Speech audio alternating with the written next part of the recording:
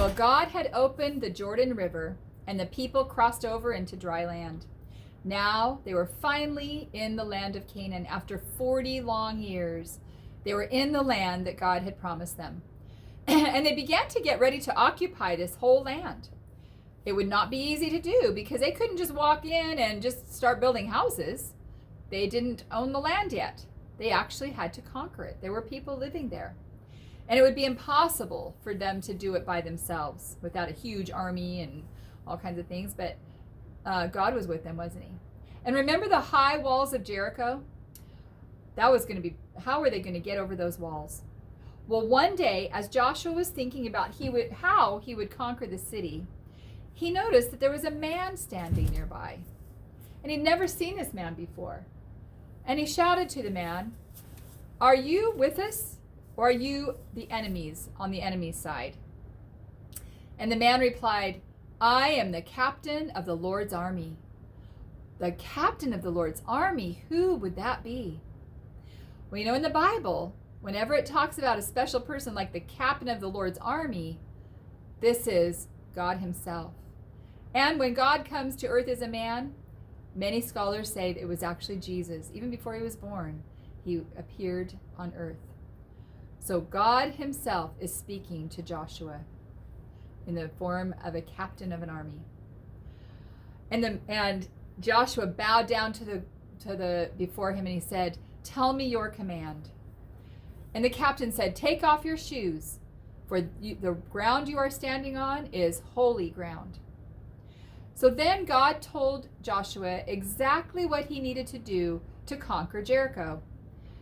And the more Joshua listened, the more he wondered about these strange orders God was giving him.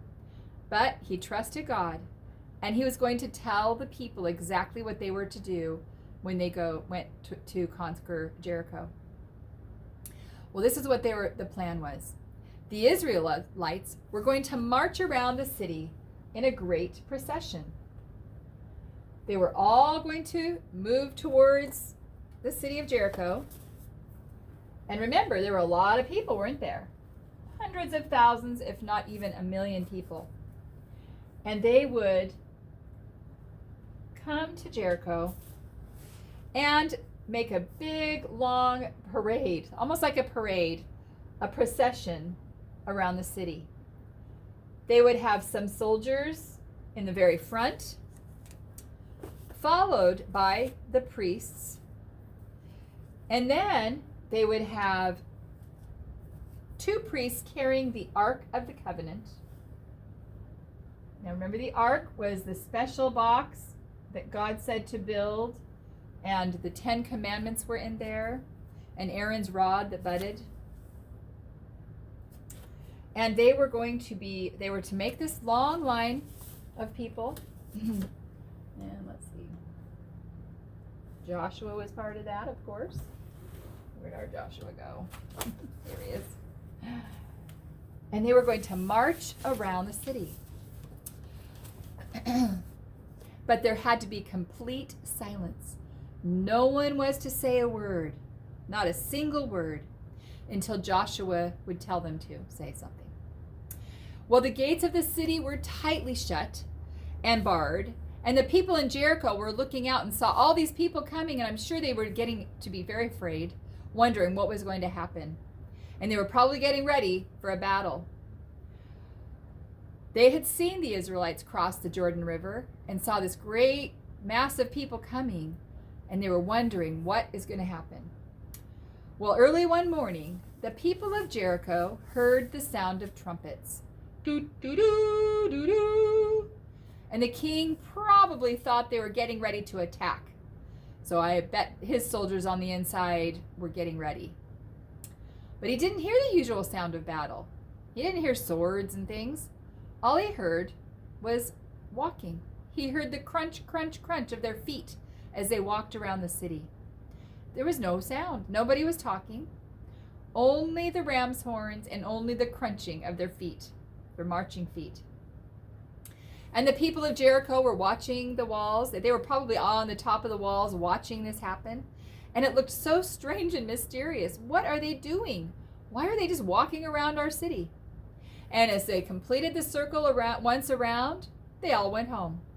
They just left. That had to be a very unusual sight for them, and wondering, why did they just leave?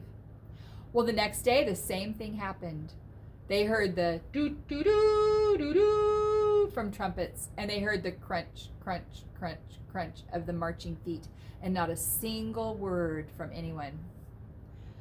And then they left. They went back to their tents. That happened not only twice, not just 3 times, 4 times, 5 times, but 6 days. 6 days in a row, the children of Israel just walked around the city in this silent march. Well, on the 7th day, it was different. This time, the city went around once, but after they went around there once, they didn't leave. They went around again. And the soldiers and the priests walked around the city again and again and again. This time they marched 7 times. And after the 7th time, what do you think happened next? Suddenly, as the priests blew their trumpets, doo, doo, doo, doo, doo, Joshua shouted, "The Lord has given us the city." And the people shouted as loud as they could, and the earth trembled, and the walls began to crack, and the city walls started to crash down and crumble. They crumbled and fell down into rubble. The people inside were much too afraid to fight and attack. All the Israelites had to do was walk in and capture the city. Some of the soldiers went right away to find Rahab and rescue her and her family, as they had promised to do. So they found the scarlet rope hanging out of her window, and they knew that's where she was, and then they could rescue her. And they didn't take her captive. She was to be free and live with them. Well, once again, the strong and loving God helped his people, all because they trusted him. It was a miracle what happened. Suppose the Israelites had said, "Let's just march around Jericho 7 times on the 3rd day and shout." Do you think the walls would have tumbled if they would have only done it for 3 days? No, because that wasn't his plan. That would not have been obeying all the way, right?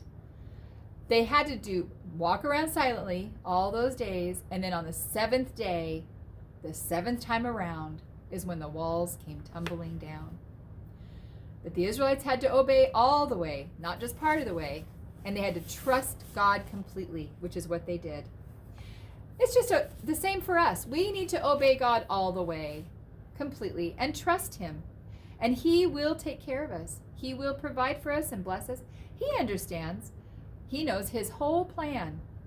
And our job is to read the Bible, go to church, learn what he wants us to do, and then do it, obey. Happy are we if we obey God. And God deserves our complete trust.